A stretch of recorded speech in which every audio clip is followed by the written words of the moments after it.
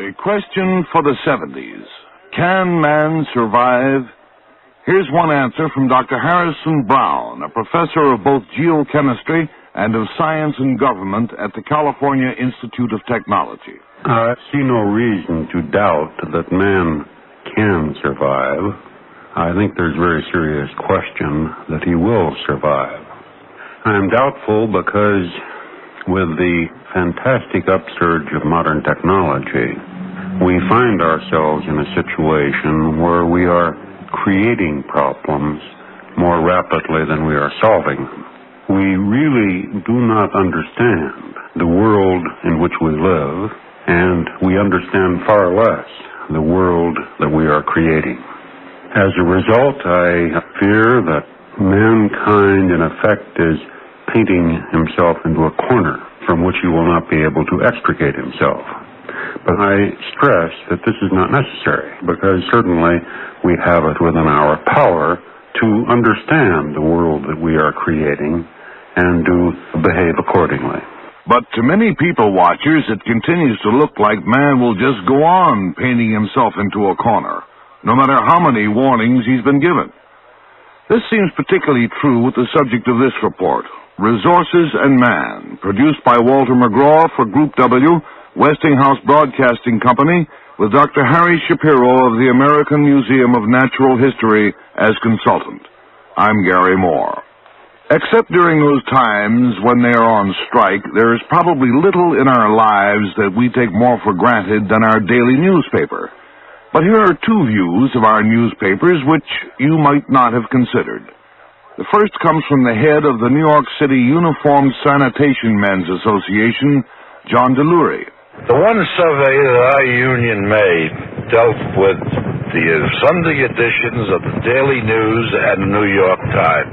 And just to pick that up in 52 times a year will cost, taking from our budget of $168 million, is anywhere from $16.5 million to $17 million just for the final disposal of the Daily News and the Times on their Sunday editions alone. $17 million a year just to get rid of our Sunday papers.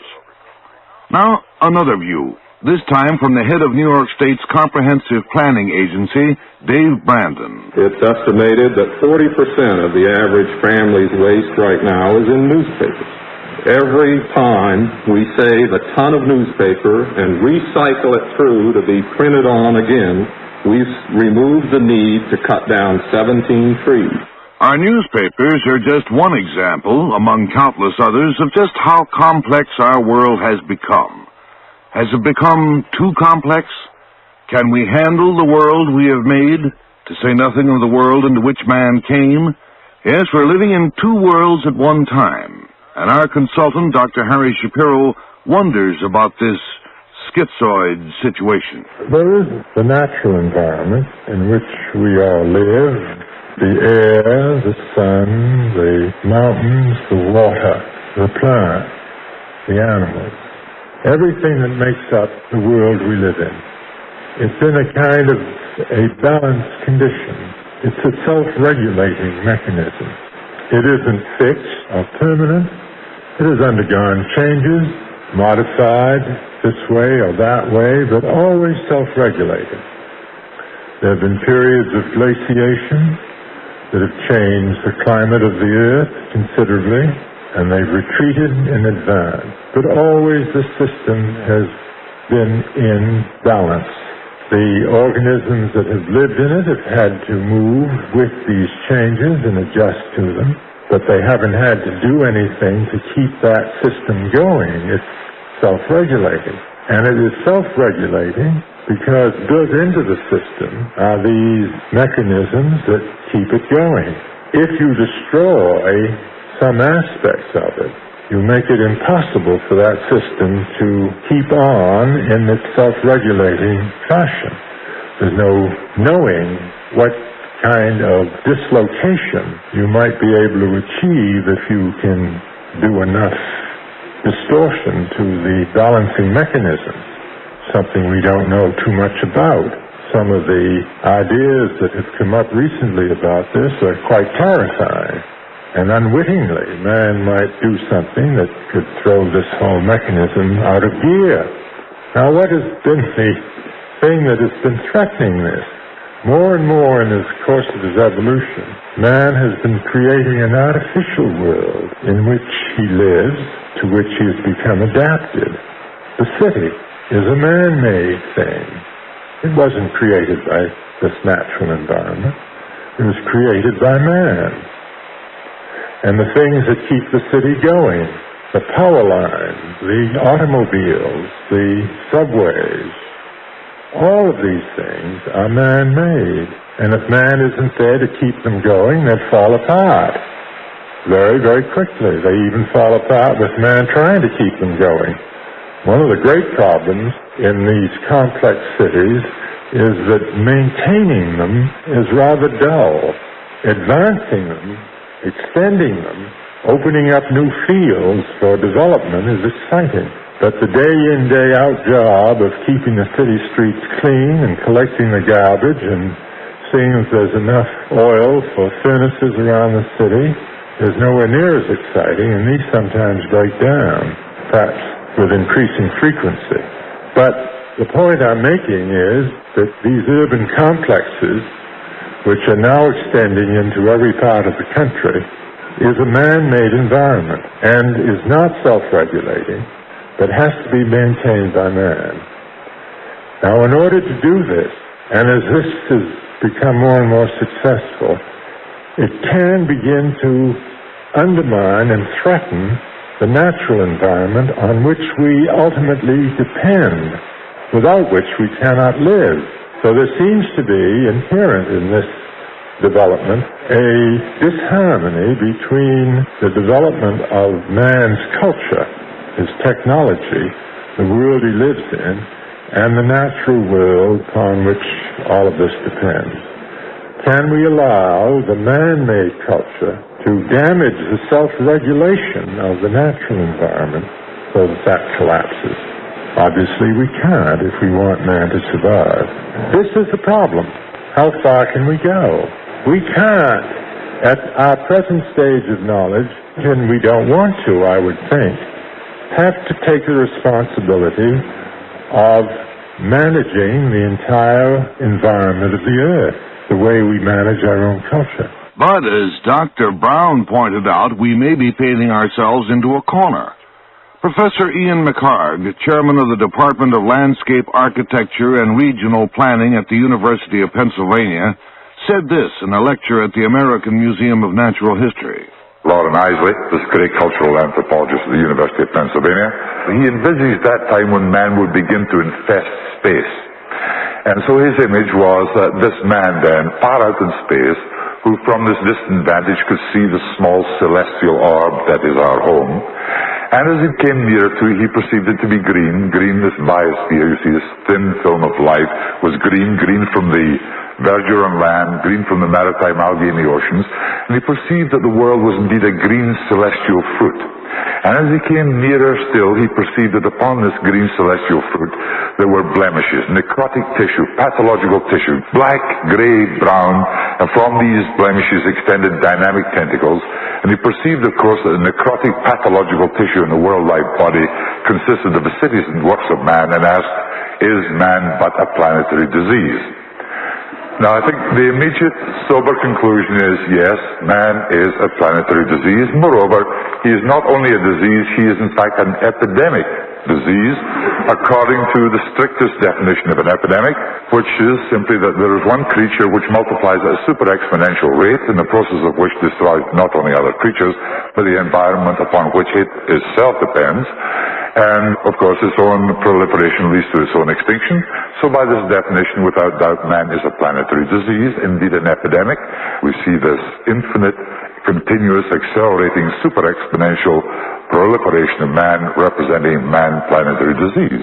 But one realizes that not all creatures are co-equally planetary disease, and I think it's important then to see that there is a certain regionality, where one has to discriminate degrees of disease, of planetary disease. As we look at the Earth, we see that there's a certain regionality in necrotic tissue.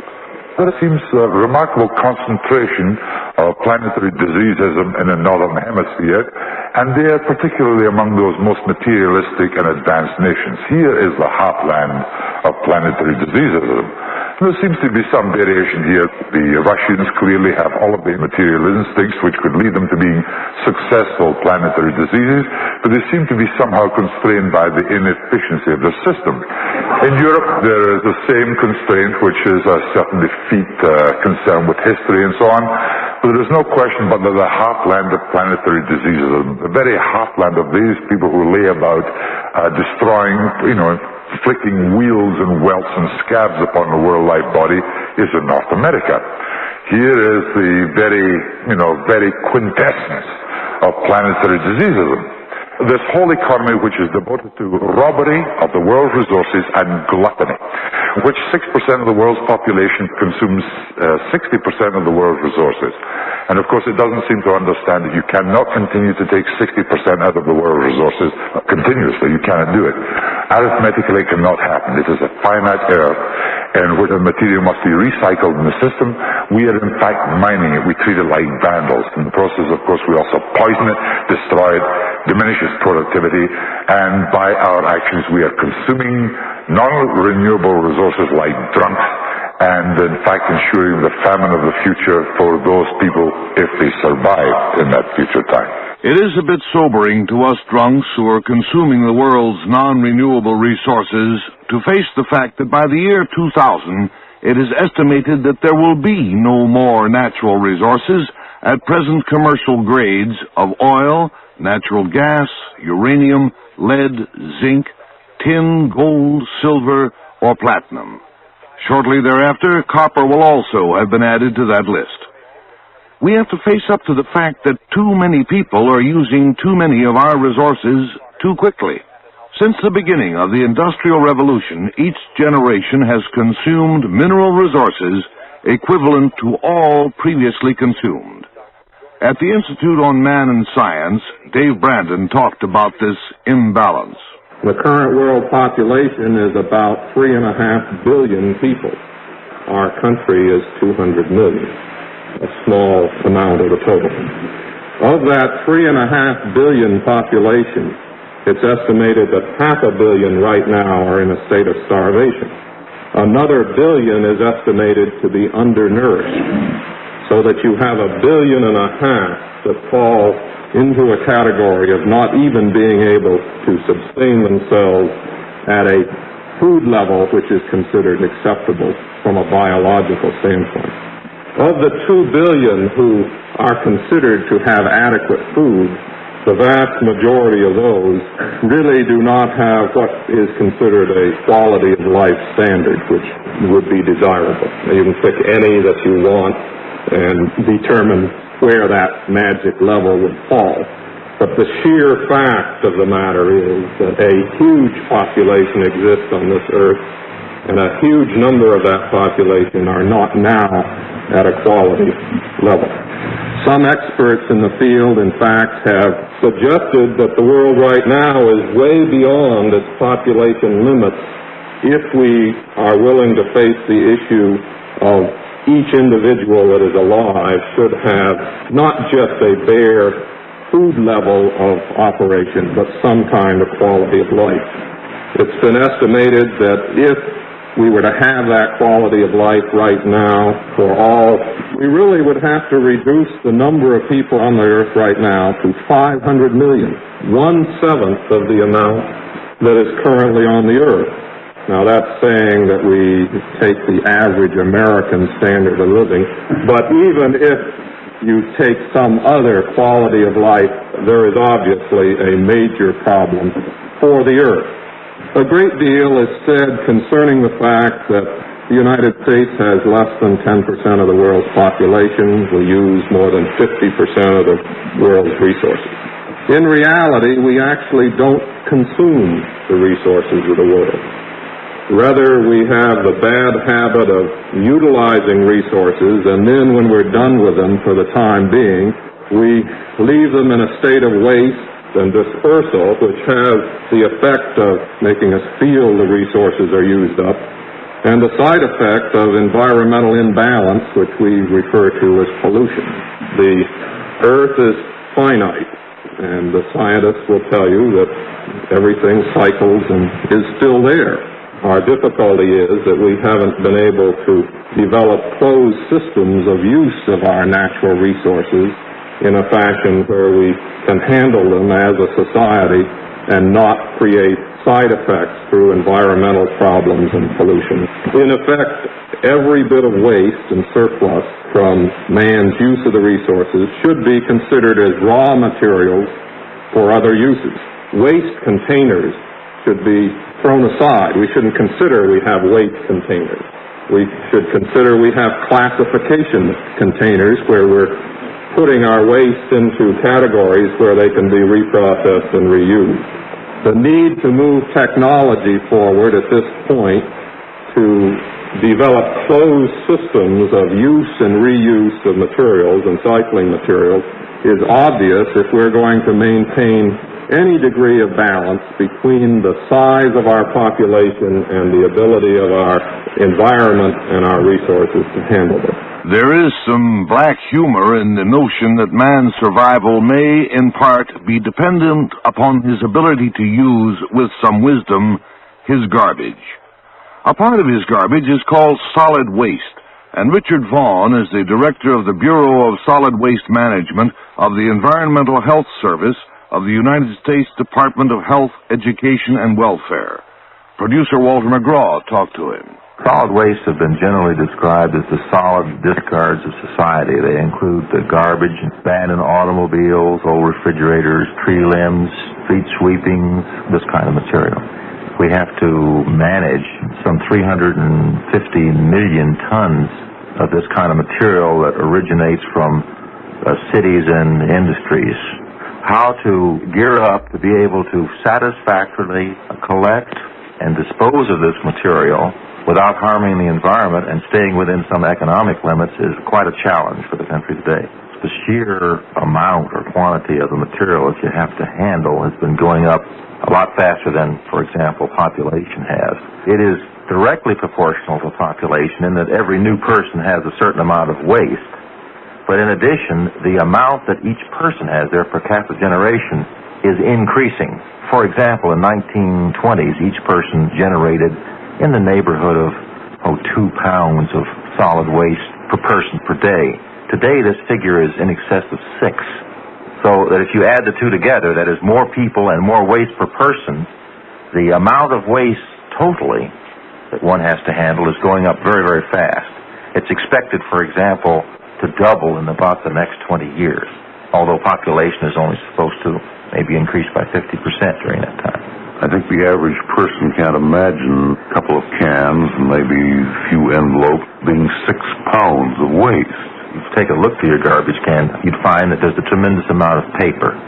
Roughly 50% of all municipal solid waste is paper. That's the daily paper, paper bags, the material that's wrapped in paper and plastic and other wrapping material, packaging material. Our society now, it seems to wish the goods they buy packaged a lot more than they used to. Instead of just food coming raw, we have them in frozen containers, cans, bottles, and everything else that we buy. So we have a lot of containers extra. But actually, paper's the biggest one. We have a lot of glass, metals of all kinds, and they add up to about 6 pounds per person per day. What about plastics? Their percentage in solid waste is increasing every year as new uses are found for plastics. We have packaging materials, we have furniture, we have containers of all kinds that are finding their way into society. The majority of plastics are important to us because of their bulk. I mean, they are part of a solid waste we have to handle. There are a few specific problems to do with plastic that we're concerned about. Some we don't fully understand and some we do. First of all, plastics are more difficult to recycle. Where aluminum, for example, can be recycled and used again, melted down and form new aluminum cans or new aluminum devices. Glass can be crushed and used as new glass again. It's much more difficult to recycle plastic. Hopefully, research will turn up uses for old plastic so that this can occur.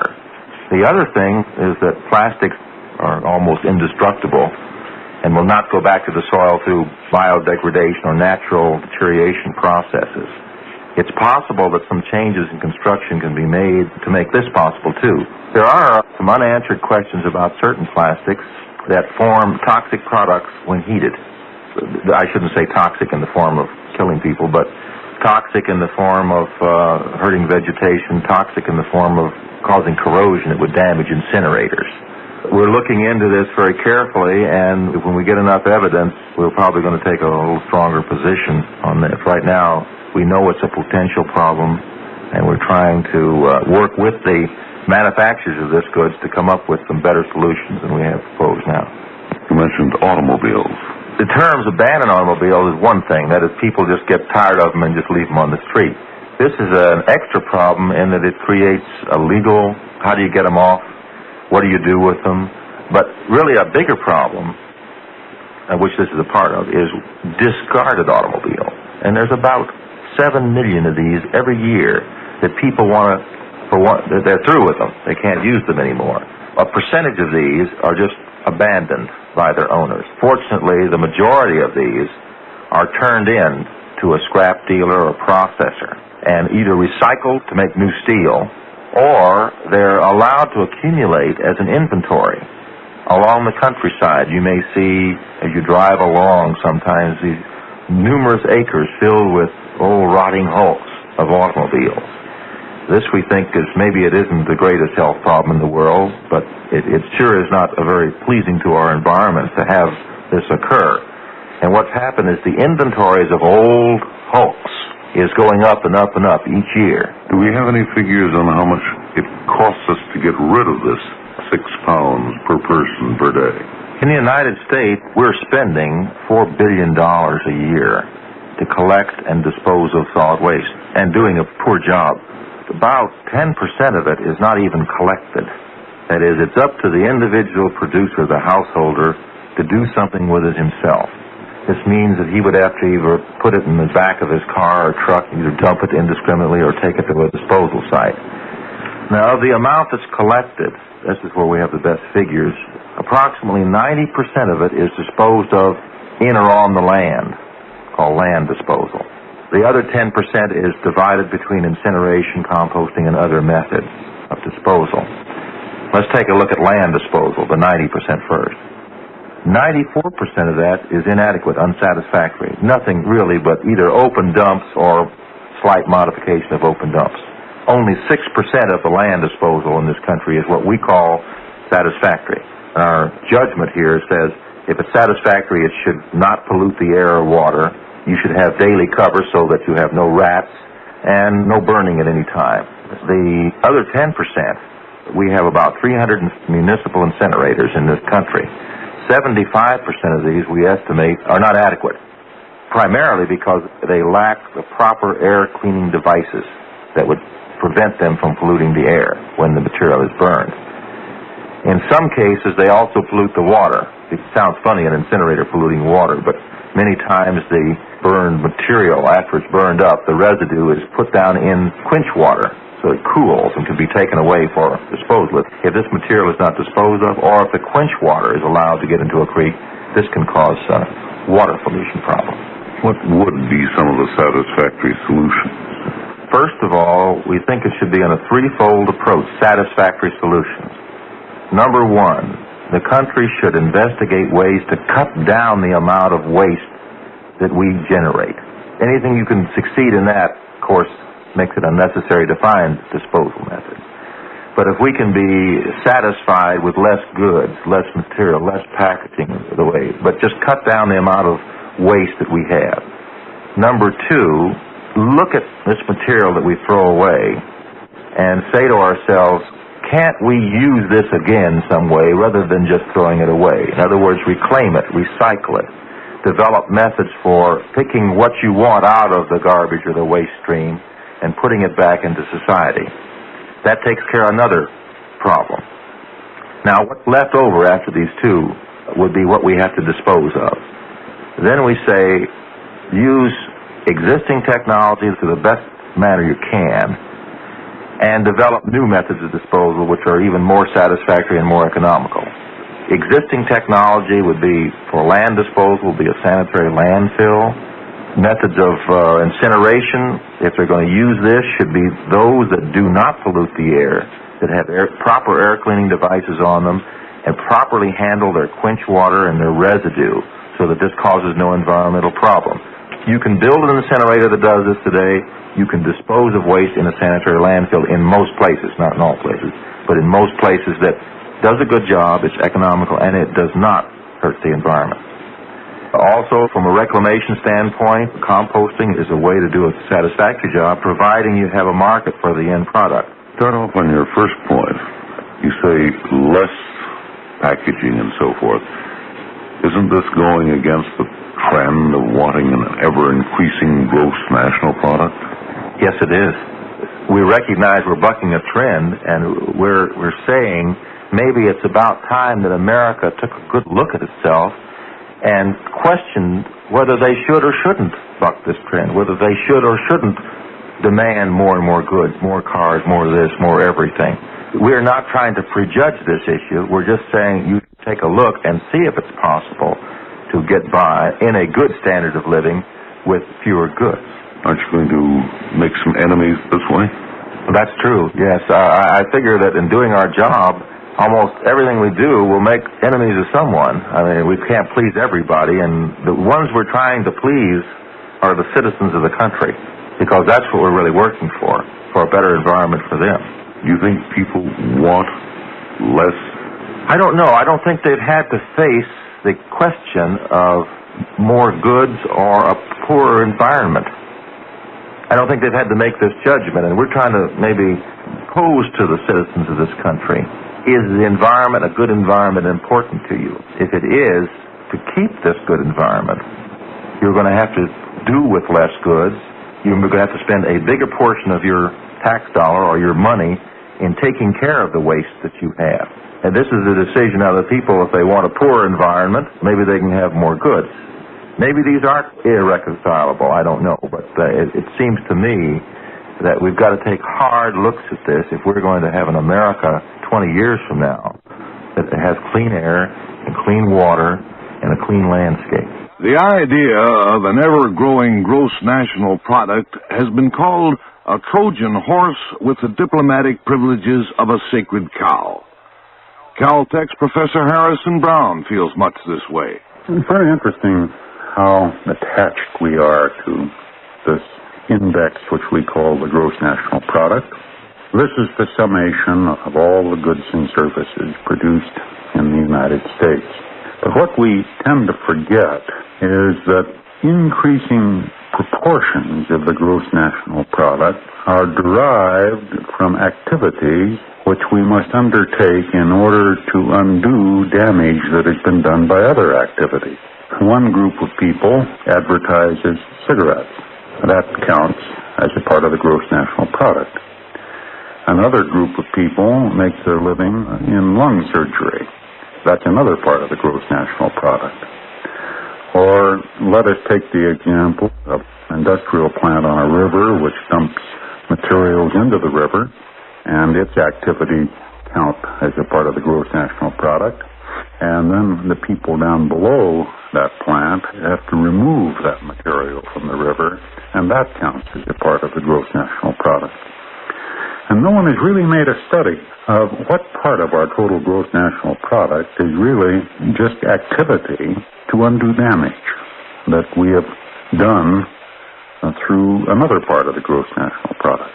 How low could a per capita gross national product be and still permit all the people of a society to live in comfort? I suspect it could be considerably lower than that which we have in the United States today. I think one of the greatest difficulties confronting us today in the United States is that somehow or other we associate growth with good. We associate something that is constant with stagnation. I think it's very important that we look upon no growth as good.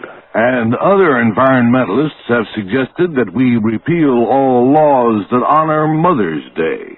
Can Man Survive will look at growth as it pertains to population in the next of these reports, produced by Group W, Westinghouse Broadcasting Company, with Dr. Harry Shapiro of the American Museum of Natural History as consultant. These reports are written and produced by Walter McGraw. Bill Kaland is the executive producer. I'm Garry Moore.